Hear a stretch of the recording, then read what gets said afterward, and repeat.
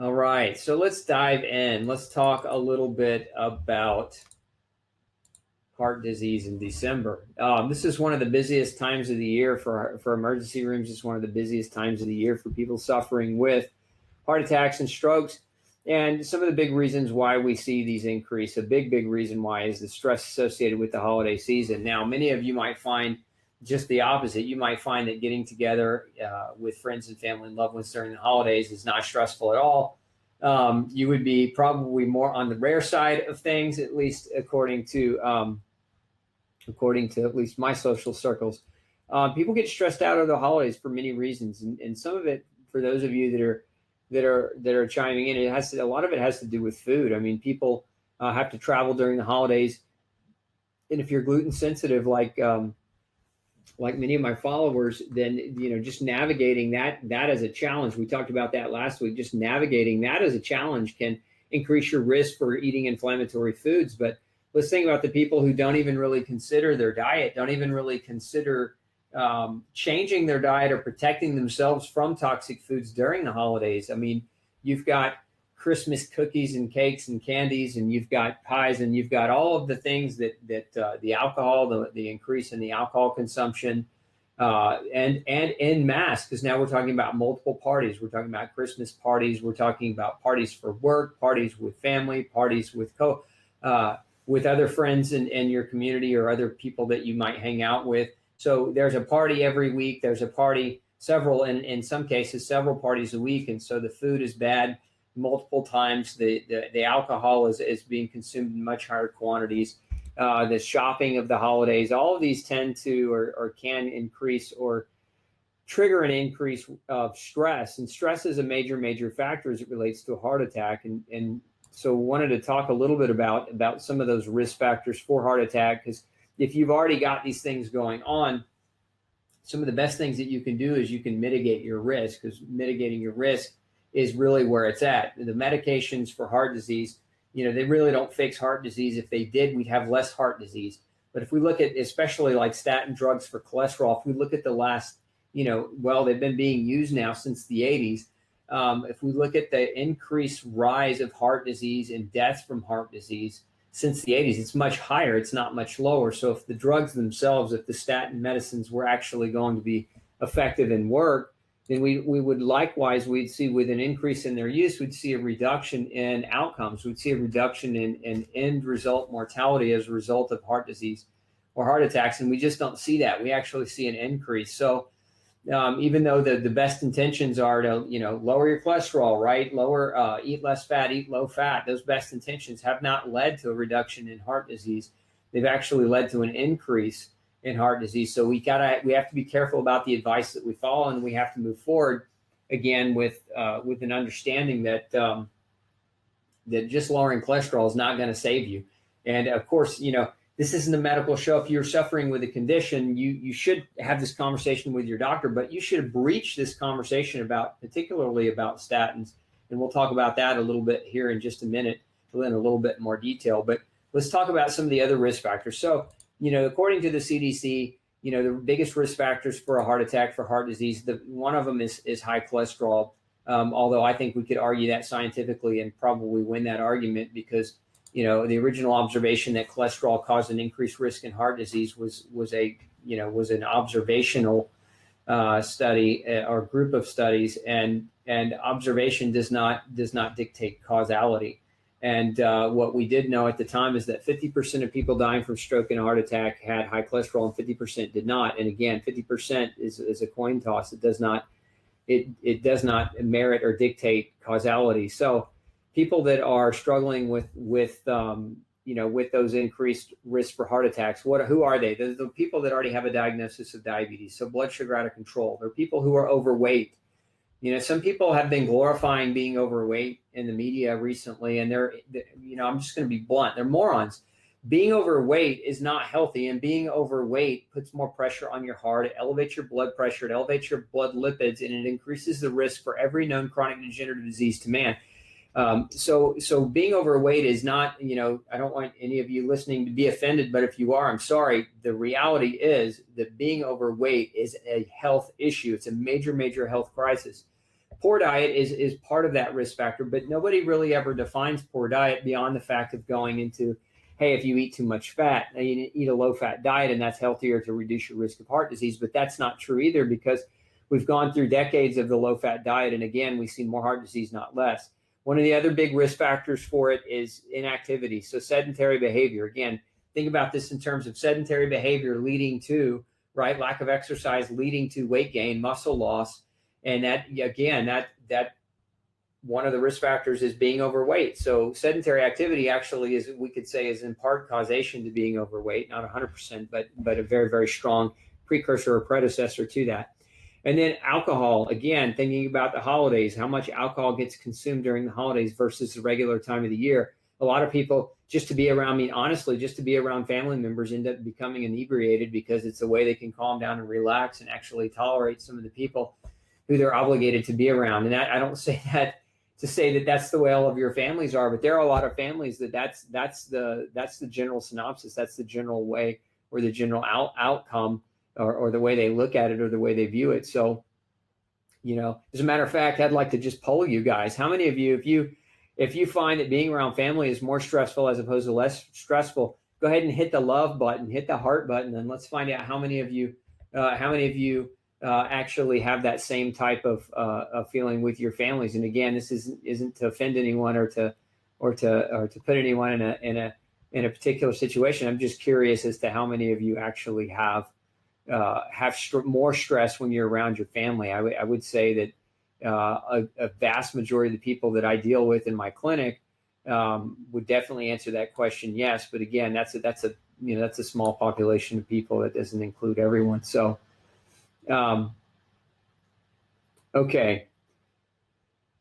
So some of you are already plugging in questions, and I'm happy for that. And I'm going to get to those here in just a few minutes. We got some more of you chiming in. We've got Kelly from Ontario, all the way up in Canada. I know it's cold there. We got Nancy from Georgia. We've got Anne Marie from Vancouver Island. Boy, I know it's cold there too. Let's see here. Matthew Gibbs is chiming in. Hi, Matthew. Kathleen from Florida is chiming in. Okay. Yeah. So again, talking about some of the risk factors for heart disease as it relates to the holiday season. And, we talked about diabetes, being overweight. We talked about lack of physical activity. We talked about generally excessive alcohol. We could add smoking to that list. I don't think that's a mystery that tobacco use, that smoking can increase the risk for high blood pressure and other forms of cardiovascular disease. But let's go back and talk about the mitigation. So I always like to talk about the seven fundamentals, as it were, of good health, right? The seven, what I call healthy habits. And all of these things have merit as it relates to preventing heart disease. So if we look at the seven fundamentals, a lot of them are going to sound very familiar. Fundamental number one is your food. And so if you followed me for any length of time, you're following the message of no grain, no pain. You can see the book on the shelf behind me. No Grain, No Pain is my best-selling book on reducing inflammation in your diet and reducing your risk of autoimmune disease and other forms of chronic pain as a result of changing your diet. So diet is definitely, we should know at this point, we definitely know diet is a big, big factor.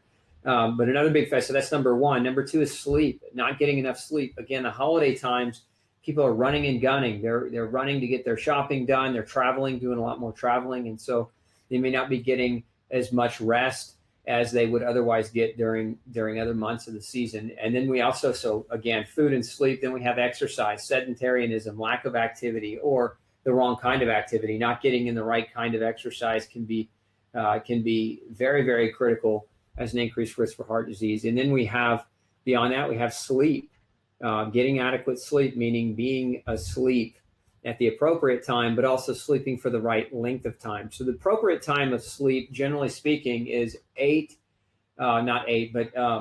we're talking about what research shows us, how our bodies heal and repair and recover from stress, the time to be asleep is between 10 p.m. and 2 a.m.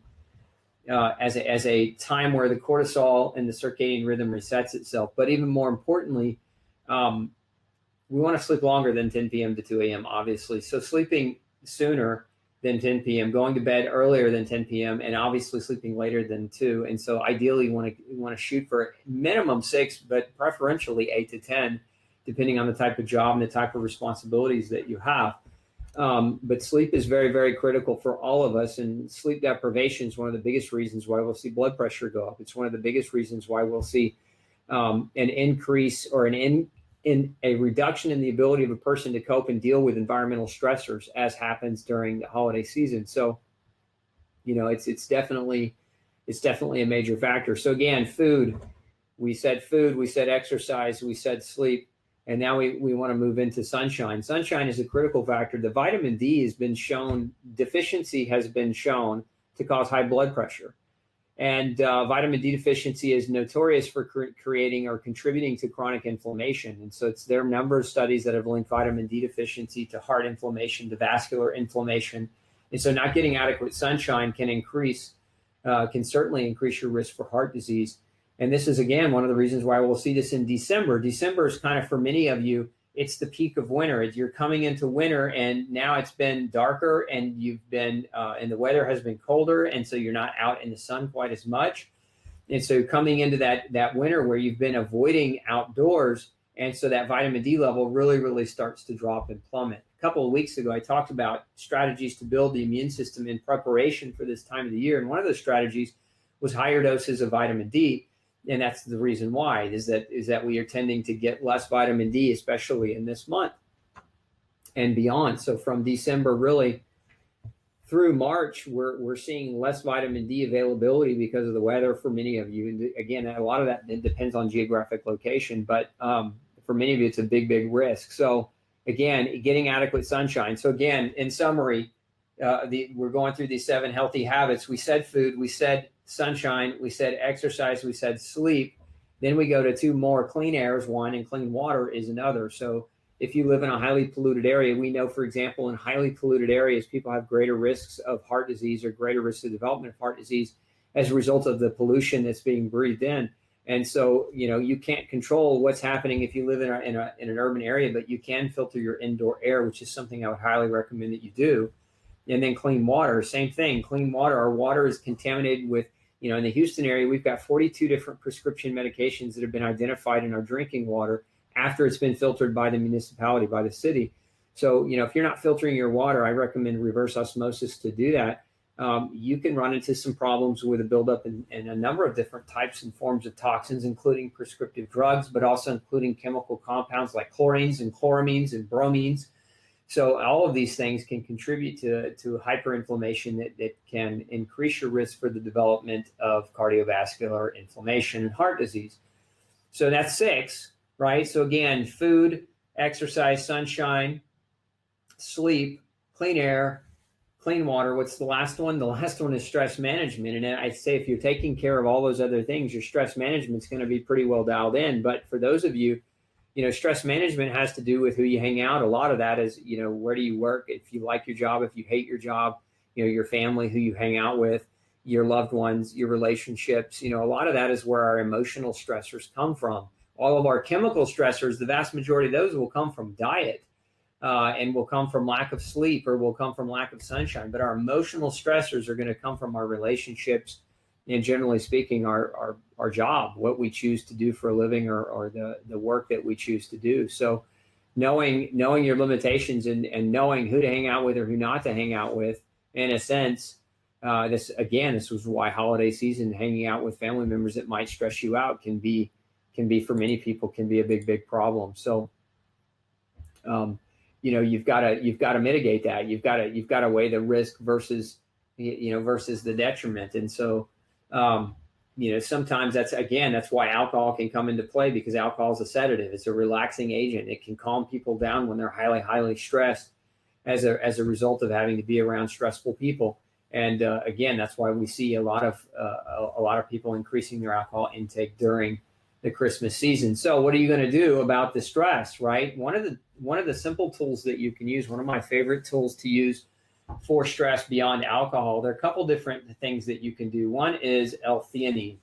L-theanine is also naturally found in tea, and it's particularly green tea. And L-theanine, again, L-theanine, 500 to 2,000 milligrams of L-theanine can really, really calm the mind, can really, really put a person at ease without suppressing the immune system, which is what alcohol does. And it doesn't tax the liver. So L-theanine is a great source or a great supplemental that can be used to reduce, can be used to reduce your stress, your cognitive stress. Another agent that can be used that's very, very effective is something called GABA. GABA, gamma aminobutyric acid for short, is another agent. It can be very, very calming. And for many people, using GABA is very, very effective. I've actually seen patients who were severely high anxiety, super high anxiety, even during normal life, do really, really well with using GABA in lieu of something like a medication that dealt with anxiety. And again, if you're on a medication for anxiety, that doesn't mean quit your medicine and go start taking the supplement.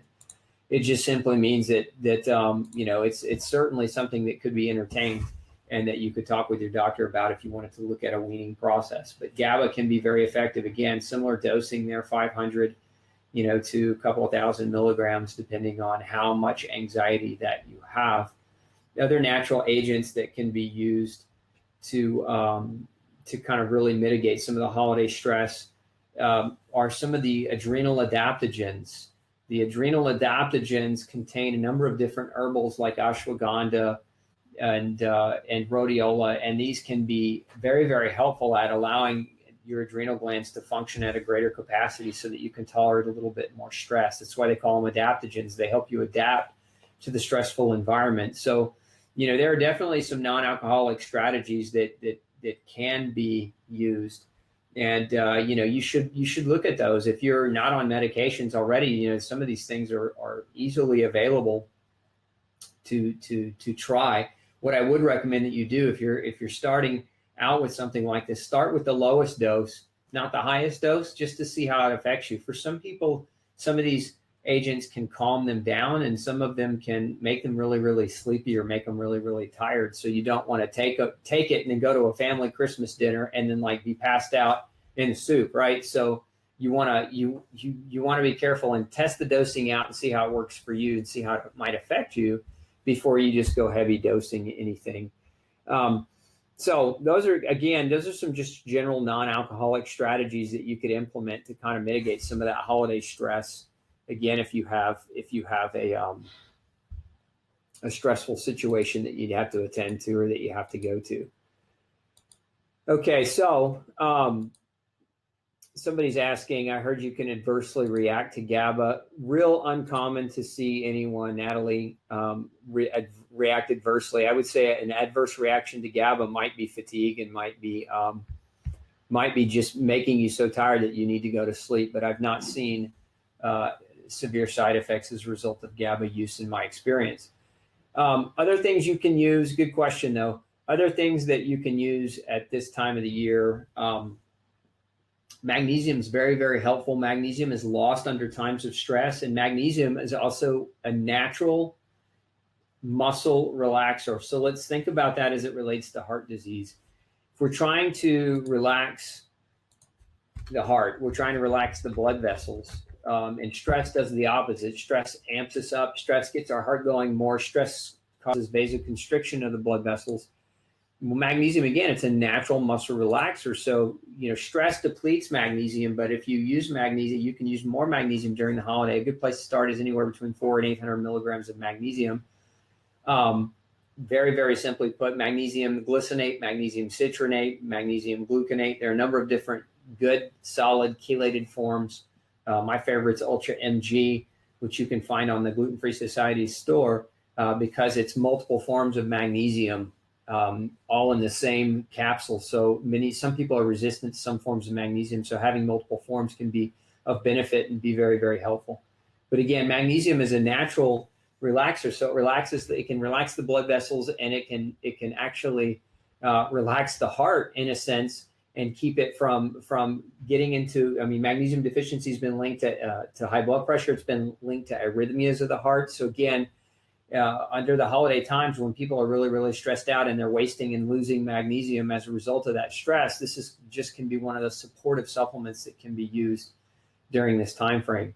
Another couple of things that I would suggest that you do in order to prevent heart disease during this time frame is, one, a simple blood test that can be done. And you can see it's not too late to do it, but there's a test that you can have your doctor order. And it's a real simple blood test. It's called homocysteine. And I'm going to put that up here on the screen for you. Homocysteine is a metabolic byproduct of normal metabolism, meaning everybody makes homocysteine, but some people make it and they can't get rid of it. Homocysteine, they can't get rid of it, and it builds up, and homocysteine damages blood vessels. It can damage the heart. It can damage the brain. It can damage nerve tissue, and it's a directly independent risk factor for heart disease and stroke. And so if you have really high levels of homocysteine, anything really above 9 would be considered high. But some lab ranges will say that anything under 11 is okay, but I really like to see it under 9. It's a simple fix. It's a B vitamin fix. With homocysteine elevations, generally speaking, it's a deficiency of folate, vitamin B12, vitamin B6, or vitamin B2, or a combination of all the above. So a good solid multivitamin that has a B complex in it oftentimes can be helpful for maintaining healthy levels of homocysteine. Now, some people have genetic mutations that put them at increased risk for elevations in this.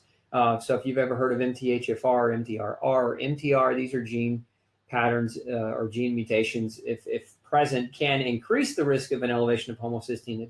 They don't necessarily dictate that your homocysteine will be high, but they can increase the risk of it being high. So many of you have maybe done a 23andMe, and you may want to look at those 3 gene patterns and see, okay, if you have that risk, maybe you want to definitely have your doctor measuring your homocysteine level on your annual checkups to make sure that that's not going up. Because again, it's an independent risk factor for cardiovascular events.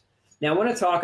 This talk wouldn't be complete without kind of mentioning statins, and so many of you may be on statins. And again, this is not a merit for you to run off and quit your statin. You need to talk to your doc about that. I mean, again, my belief and my opinion are one thing, but you've got that relationship with that other doctor that you need to make sure that for you as an individual, that's not something that you need. But let's talk about what statins do. A lot of doctors will say statins reduce your risk of heart disease, and they'll demand that you be on one. And I think that's one of the biggest, probably one of the biggest myths in medicine that has been pushed down the throats of the United States, really of the global population.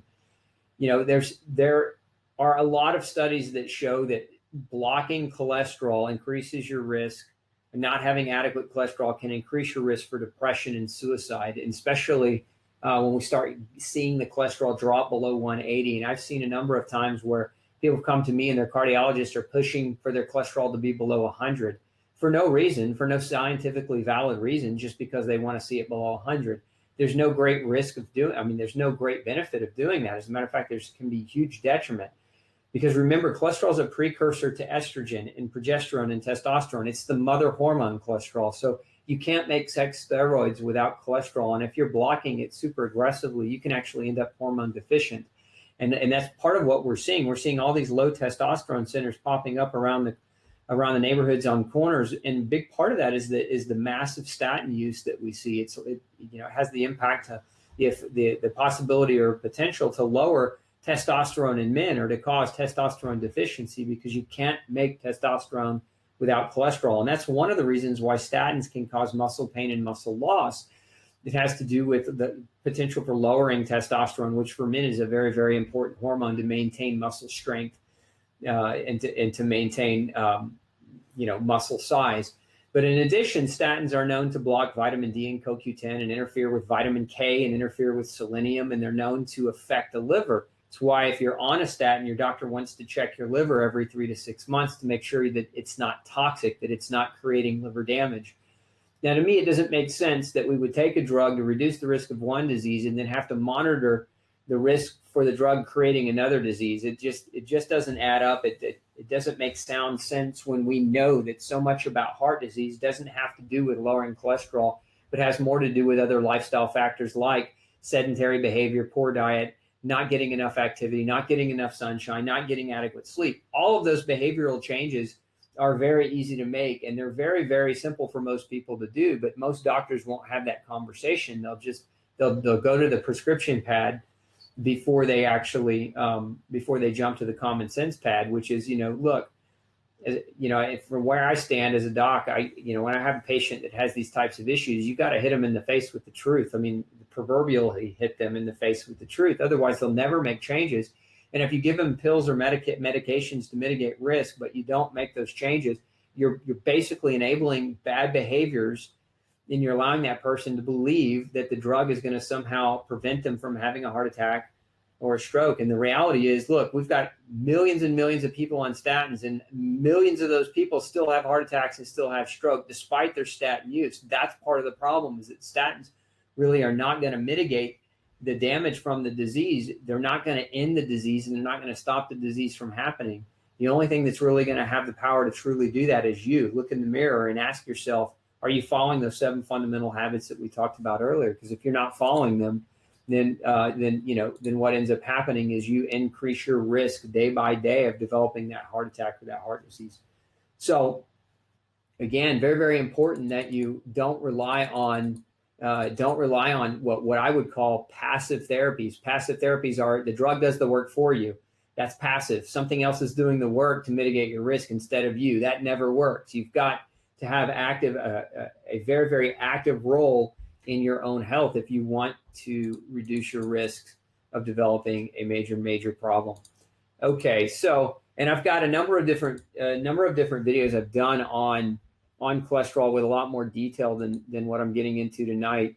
But and you can go back and watch those, but I just wanted to share a little bit of that with you. So let's get into some of the questions. If you've got questions, make sure you chime in and start typing them up now. I'm going to try to get to as many as I can.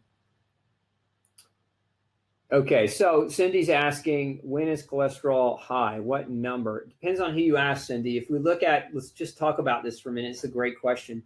Let's look at the history of the numbers. If we go back in time, that normal cholesterol used to be 250, and then there was a set of studies done on cholesterol where there was a thought that cholesterol might be a risk, and the number was lowered from 250 to 220. Now, the panel of doctors that were responsible for making that decision, this panel of doctors, there was 13 of them, and this was actually written up on, I can't remember which, there were several newspapers that wrote about this conflict of interest story, but 13 doctors were on this panel. 9 of them were directly on the payroll for Merck and Pfizer. Now, Merck and Pfizer produced Zocor and Lipitor, the top 2 grossing drugs of all time. And so those drugs are earning billions and billions of dollars. And these doctors that had conflicts of interest were given waivers by the FDA. In essence, the FDA knew that they had a conflict of interest, but allowed them to make the decision anyway and gave them a waiver. A very, very unethical, very immoral, and allowing doctors who have a direct financial tie to the industry to be able to make these types of decisions. But, the FDA allowed it. That's, the FDA that is supposed to protect you is the same FDA that allowed it.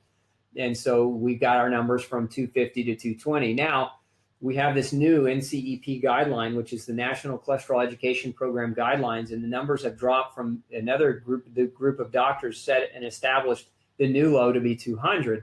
Now, from 220 to 200, and the 4 doctors that made that decision were all on the payroll for Merck and Pfizer, and they all had,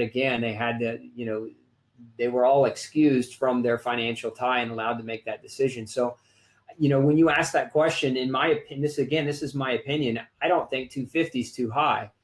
I think what needs to really be looked at, if you want to really, really mitigate, cholesterol, there are different kinds of cholesterol. Some cholesterol particles are small and they have a propensity to conglomerate into your blood vessel, forming a plaque. But none of these cholesterol molecules are going to form plaques unless you have pre-existing vascular inflammation. In essence, if your blood vessels are inflamed, that's when cholesterol forms plaques. Cholesterol without inflammation doesn't do anything. It doesn't cause plaquing without pre-existing inflammation. So cholesterol in and of itself is not even really, in my opinion, a true independent risk factor for heart disease. It's a secondary risk factor if you have high inflammation. So there are a couple of different lab tests that a doctor can order to measure vascular inflammation that are super common and super easy to get done, and insurance will cover it. One is called homocysteine, which I mentioned earlier. The other is something called high sensitivity, HS, high sensitivity C-reactive protein,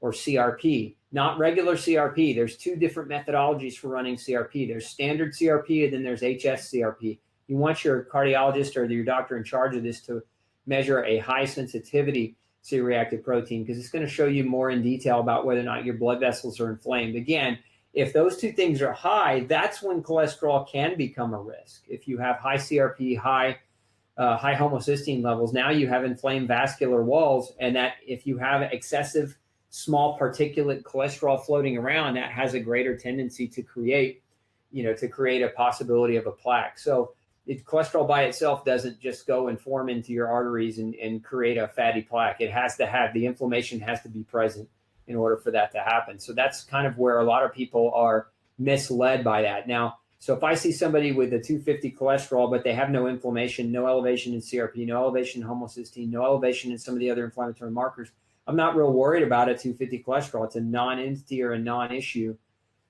especially when you consider the alternative of lowering the cholesterol using a statin. We know that statins are going to cause vitamin D, CoQ10, vitamin K problems, and that we know that they directly can damage the liver. That, again, it's risk versus benefit. What is the risk of using the medication versus the benefit that the medication might provide? And so that all of you understand very, very clearly, when somebody tells you that taking a statin can lower your risk of heart attack by 300%, I want you to understand that is actually a complete lie.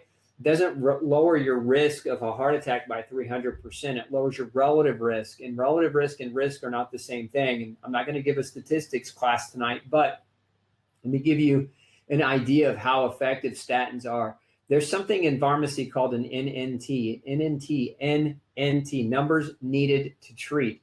And so what an NNT does is it tells us how many people need to be on a medication for one person to receive benefit from being on that medication.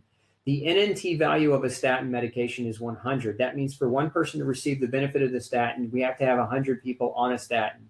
That means 99 people get all the risk without the benefit. That's certainly not a good trade-off, and it's certainly it doesn't show great efficacy for the medication actually working to reduce heart risk or heart disease. So again, going back to answering that question about what is the low number, what is the high number, I'm sorry I couldn't give you an exact, but hopefully that little side bend was a little bit helpful in helping you understand, what the actual risks, et cetera, are. Okay, let's see. We got a bunch of questions starting to form here. So there seems to be, let's see, let's pull it up on the screen. There seems to be many people on diuretics because their blood pressure was high once. How do you know that high blood pressure requires diuretics? What else should be tested? Lou, thanks for asking that question. So I wrote one of my doctoral thesis papers on high blood pressure medications. And in particular, I wrote it on the topic of drug-induced or blood pressure medicine-induced nutritional deficit, and it had a focus on diuretics. So understand that diuretics cause water excretion. They cause you to lose water, and by losing water volume, you put less pressure on your blood vessels in your heart, therefore lowering your blood pressure. But understand what high blood pressure is. I think it's more important that you understand where it comes from as opposed to trying to just mask it. Because if you use the drugs to mask the high blood pressure without ascertaining why the high blood pressure is there, you don't really fix the problem. You create more problems. You temporarily mask with a solution, but you can create more problems. And so understand that diuretics, whether we're talking about like Lasix or furosemide or hydrochlorothiazide, HCT, these are just different types of diuretics. These medications, they cause magnesium loss and calcium loss. They can cause potassium loss. They can cause vitamin B1 deficiency. By the way, vitamin B1 deficiency causes congestive heart failure. So again, you're trading one heart disease for another form of heart disease if the drug is causing that in you.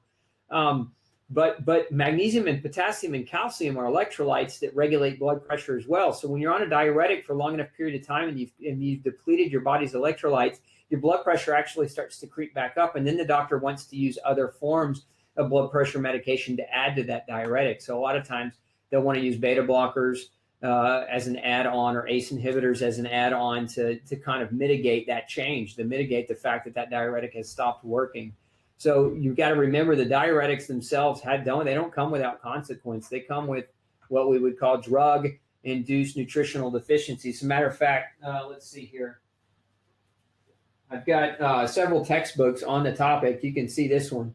I don't know if you can read that or not, but this is a book published by Daphne Rowe, who's a Cornell nutrition instructor and an expert in drug-induced nutritional deficiency. She's got several texts on the topic that she's written.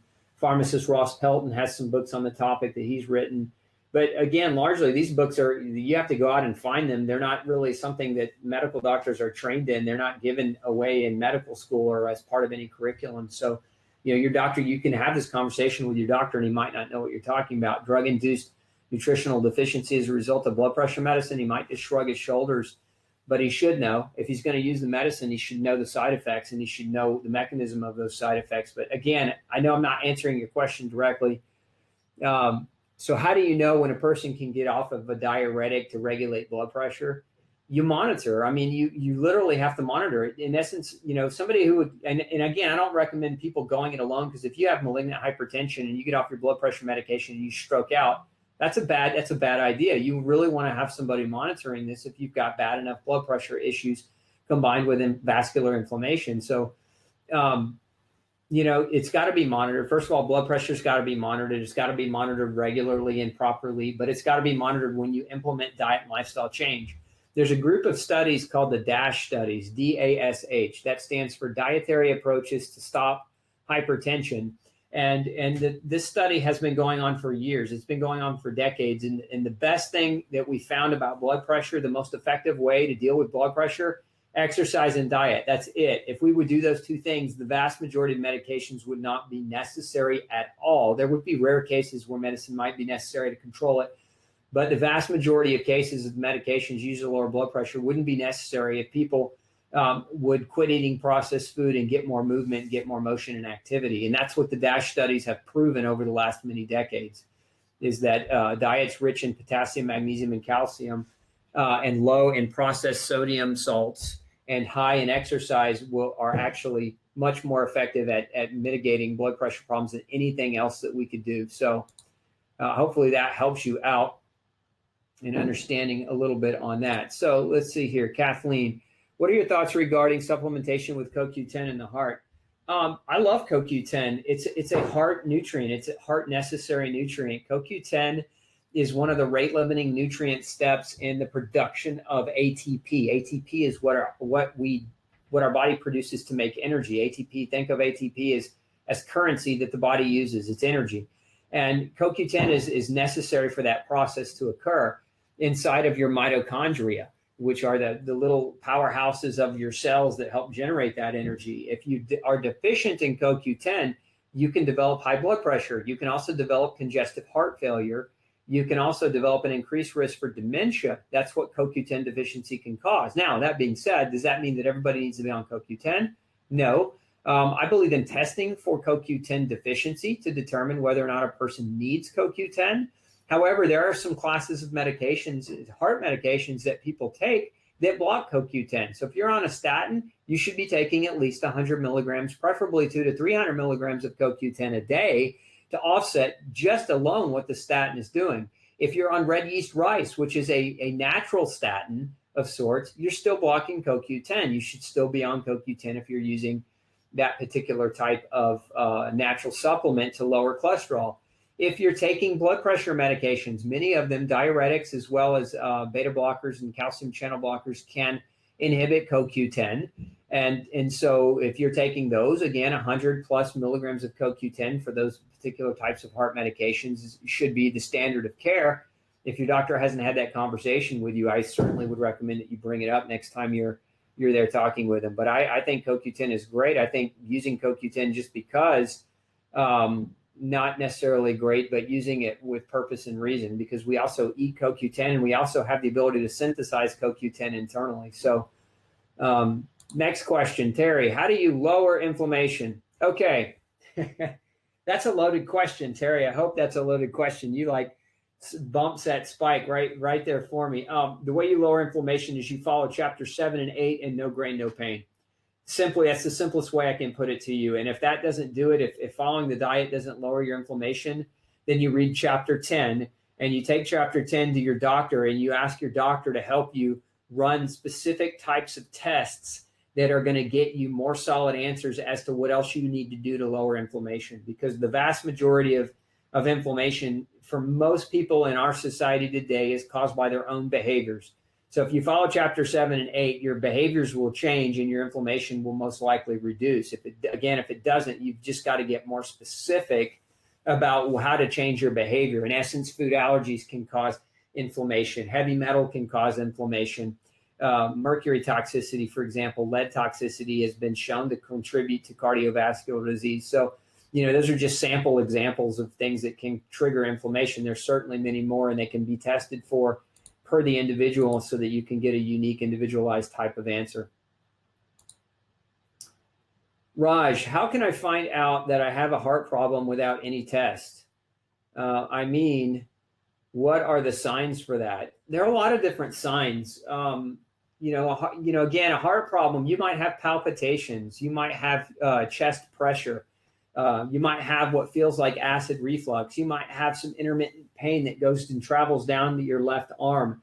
You might have shortness of breath where it's hard to get your breath even if you're breathing plenty of oxygen. You might have some swelling in your ankles, just what we would call lower extremity edema. You might have something called pitting edema, which is when you grab a hold of your ankles, you leave a mark or an indentation because the fluid accumulation in the lower extremity is so great. Yeah, so those are really big ones. The other one is high blood pressure. Go over to the pharmacy and you can buy a blood pressure device or two. A lot of pharmacies have the free devices. You can sit down for a few minutes and check your blood pressure, because if your blood pressure is going up, that's one of the biggest indicators. If you're overweight, that's a look in the mirror indicator. If you're overweight and out of shape, you're destined for some form of heart disease, because that's, again, being overweight is inflammatory. It is an inflammatory disease. Obesity is an inflammatory problem. It is not normal to be obese. So I can't emphasize that one enough. Other things that you can do to determine whether or not, let me back up just a minute. So I said shortness of breath a minute ago. I want to give some clarity. Why does blood pressure go up? For most people, blood pressure goes up because not enough oxygen is getting to the brain. So you have a little receptor inside your artery here, which goes to your head. That vertebral artery registers how much oxygen is being delivered to the brain. So if not enough oxygen is coming through the blood supply to the brain, that little receptor will send a neurological message back to your heart to increase your blood pressure and to increase rate. And this is a lot of times why blood pressure goes up. It goes up because there's an oxygen deprivation to the brain. So if there's not enough oxygen going to the brain and blood pressure is going up, not because you're sick, but because your brain is being starved of oxygen. And so your brain is saying, beat faster, beat harder, because we need more oxygen. Think about that for a minute. If you suppress that mechanism, what are you actually doing? You're keeping your brain deprived of oxygen. So you're continuing to allow the problem to persist, because you're mitigating the symptom of high blood pressure without asking the question, why does the high blood pressure exist? And again, for many people, it is lack of oxygen to the brain. That's why exercise can be so helpful. So getting more oxygen to the brain means being more active. In part, it also means ruling things out like anemia. So if you have a B12 deficiency or an iron deficiency or vitamin E or vitamin C deficiency, all these things can cause anemia, which means you can't carry oxygen as effectively. And so your brain won't get as much oxygen as it should as a result of anemia. So anemias are a really common cause of high blood pressure too. I know I kind of got off on a tangent there, Raj, but I thought that might be helpful for you as well. So good question.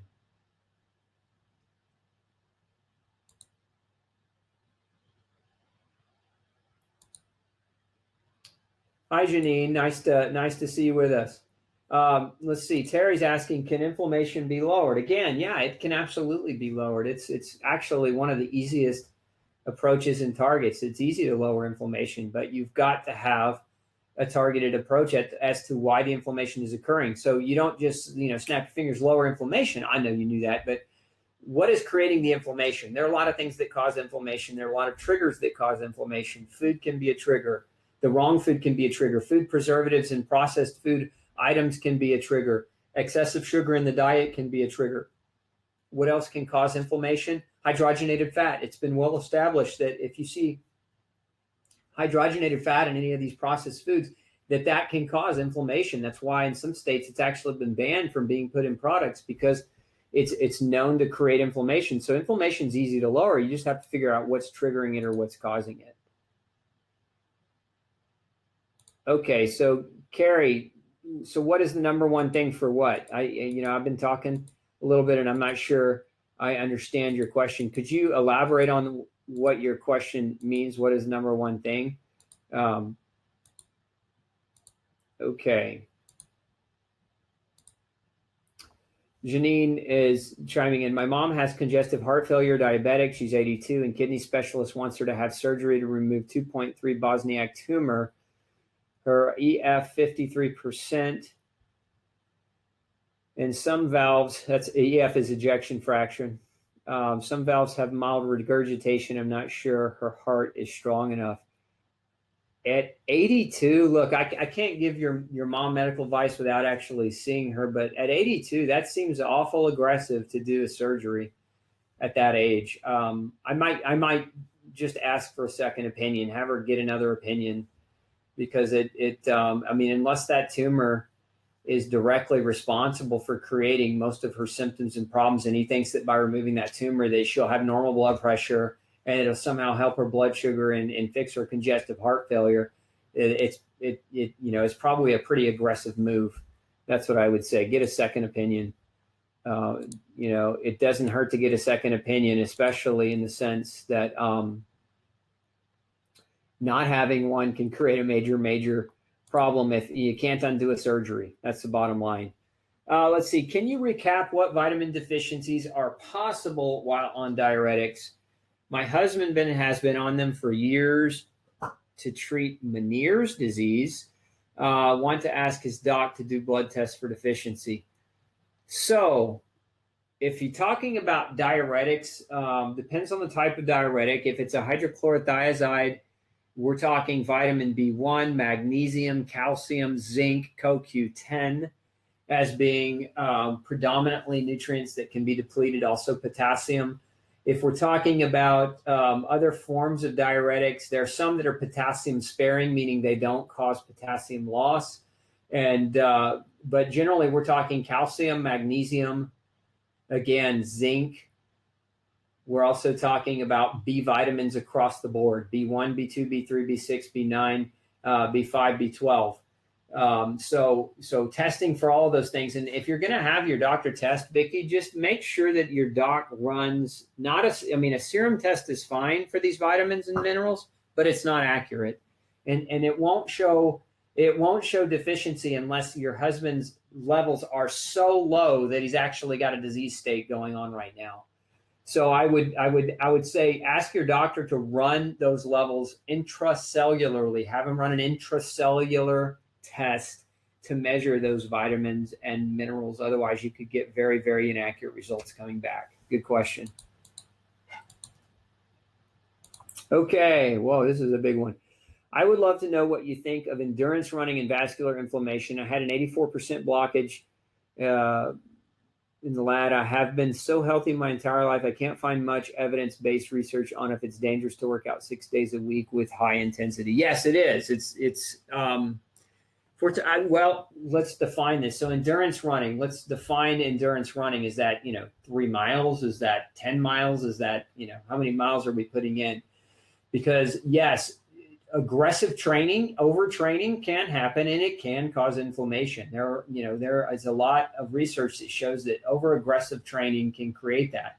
We also know that marathoners actually have greater risks of heart disease and stroke than sprinters, and it has to do with the aggressive nature of those chronic long-distance running, electrolyte depletion and caloric depletion and muscle wasting that can occur. One of your best allies to protect you from cardiovascular disease is muscle tone, is having and maintaining your muscle. And one of the things that happens in marathon runners is they run through their muscle, they eat away a lot of their muscle tissue, and they're really they're thin, but they're not well muscled, and that can pose a risk. So As far as blockage, though, if we're talking about blockage, what that means is you've probably got some chronic inflammation going on. And so, again, it might not have anything to do with your running per se, although it could, depending on the degree of running. It could have something to do with that, but it could also have something to do with other factors that can create inflammation that have nothing to do with running at all. And so, again, and I'm not putting words in your mouth here, Linda, but I'm just speaking from experience. A lot of endurance runners carb load, and a lot of the carbs that they load with are very, very grain heavy. And so, if you're carb loading with grain heavy foods, you can run the risk of inflammation through that, because many of these grains cause inflammation. Again, that's why I wrote No Grain, No Pain, was to talk about the connection between heavy grain consumption and chronic inflammatory autoimmune processes. So that's a possibility as well. Again, it just depends on what your diet is as well.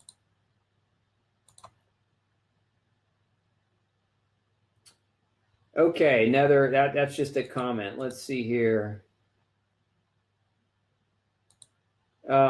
Michelle, do I take patients on the web? Yeah, I mean, we can do a phone consultation. If you want to set something like that up, you're more than welcome to call Origins Healthcare, which is the name of my clinic, and you can find that on drpeterosborne.com, drpeterosborne, osborne.com.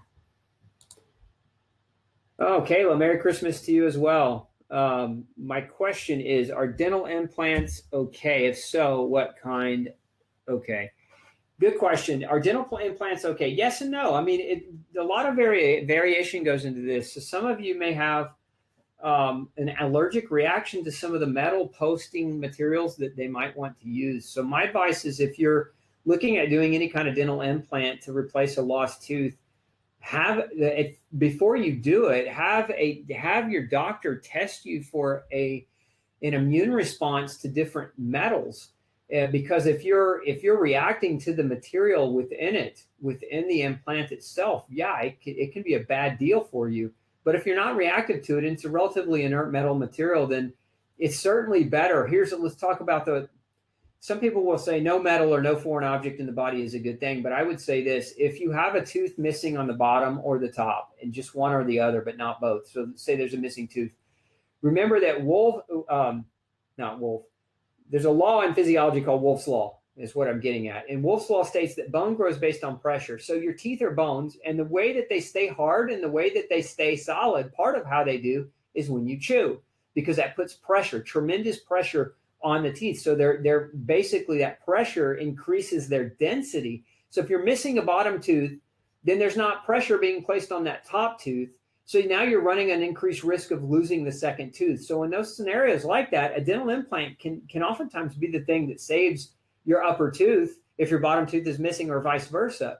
But again, it's all about the material that's being used. As a unique person, are you allergic to it, or are you not allergic to it? And some people will say, well, some of these metals have conductive properties. Yeah, they can. But again, you have to weigh the risk and benefit. I would say that the risk of not having your teeth and losing out on the ability to chew, and the loss of nutrition from that loss of capacity to chew your food and get nutrients from your food, that risk of that outweighs any risk that might be associated with an implant, considering that you're not allergic to the implant directly. So hopefully that answers your question. Oh, okay. So Carrie chiming back in. Okay, what is the number one thing that we need to cut out of our diet? Carrie, I wish I could give you one answer. If I were going to give you one answer, it'd be very biased based on my clinical experience in dealing with patients with chronic autoimmune disease for 16 years. And that number one thing is all grain. No wheat, no barley, no rye, no corn, no oats, no sorghum, no millet, no teff, no triticale, no quinoa, no buckwheat, no amaranth. So those things would be the number one thing in that cluster, in that grouping. But again, that's a very, very biased opinion based on the types of people that come to see me for their chronic illnesses. But the reality is it's unique to the person. I'd say the number one thing, if we don't know whether you have a gluten sensitivity, if we don't know whether you're allergic to anything, the number one thing you could cut out would be sugar. Processed sugar would be arguably one of the most detrimental things that a person could eat or do to themselves. So hopefully that's helpful for you. It's kind of a cliche answer, but it's also it's cliche because it's true. Oh, thanks, Lou. No Grain, No Pain has amazing information. It's a must-have book. I think so. I dedicated a year of my life and 16 years of my career and building that information and making it simple to understand for people to read. Can anemia be a cause of higher blood pressure? Yes, Michael, it absolutely can be. This is what I was talking about earlier as far as one of the reasons blood pressure goes up is a lack of oxygen to the brain. One of the reasons oxygen deprivation to the brain occurs is because of anemias. So there are different forms and different kinds of anemia. Most doctors don't look for them all. Most doctors check for iron deficiency anemia by looking at what's called a CBC, a complete blood count. The CBC measures your red blood cells. It measures something called hemoglobin and hematocrit and red distribution width. And these are all markers that, if abnormal, could mean that you have an anemia. But that's an iron deficiency anemia. There are other markers and there are other nutrient deficiencies that can cause anemia beyond iron. Copper deficiency can cause or mimic an iron deficiency anemia. So copper, sometimes it's not iron at all, it's copper deficiency. Other nutrients, vitamin B6, vitamin E, vitamin C, zinc deficiency, vitamin B12, folate deficiency. So these are all just some examples of different nutrient deficits that can cause forms of nutritional anemias. And again, that not just iron, but to answer your question, yes. Well, Anne, I'm sorry to hear that. If you have pressure in your head and then your eyes are bleeding, then you probably have a pretty severe, potentially blood pressure issue. That's something I would definitely make sure that you follow up with immediately. You follow up with your doc and get that figured out and get that determined as to why that's happening. Let's see here.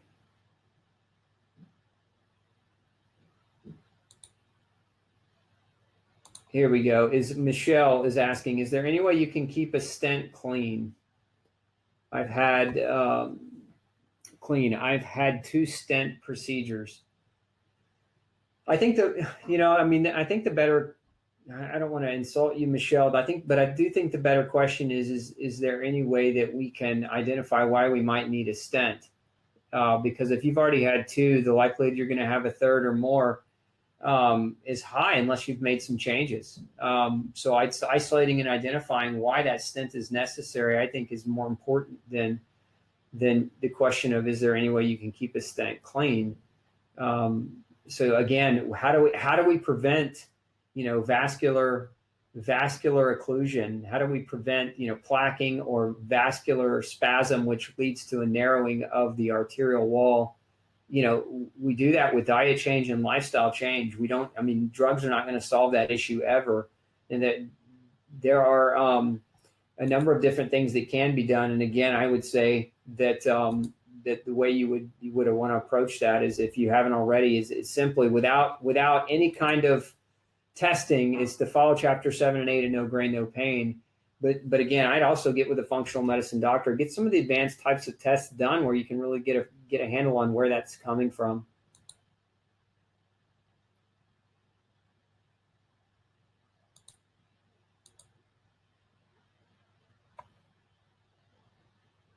Let's see here. Question is, does fluoride strip CoQ10 from the body? I haven't seen any direct evidence that shows that fluoride strips CoQ10.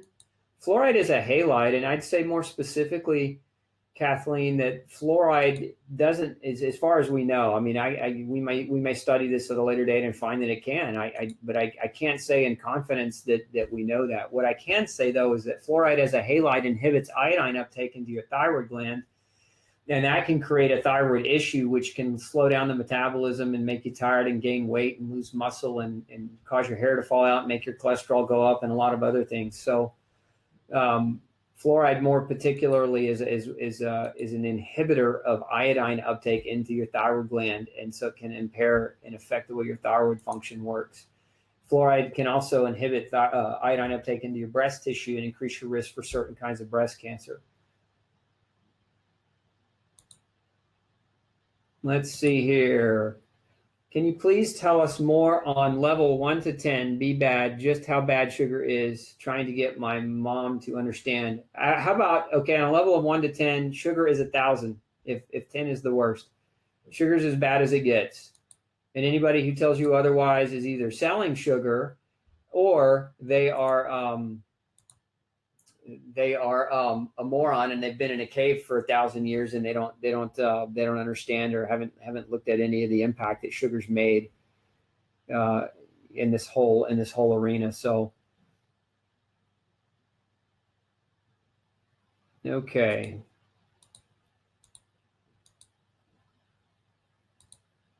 Well, I guess that's it. That's it for tonight anyway, because we're really pushing over time. So again, make sure next week.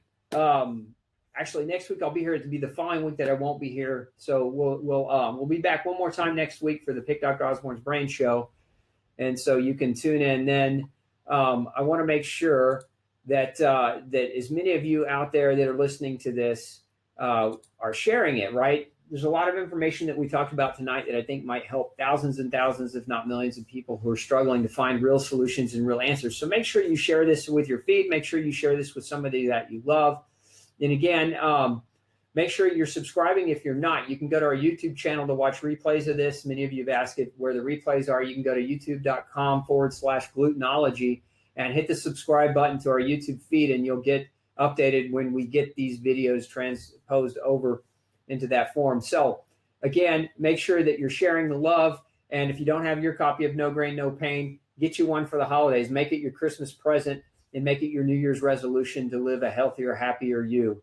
I'll see you next week. Have a very, very wonderful afternoon and a great week. Take care. This is Dr. Osborne. We'll see you next time.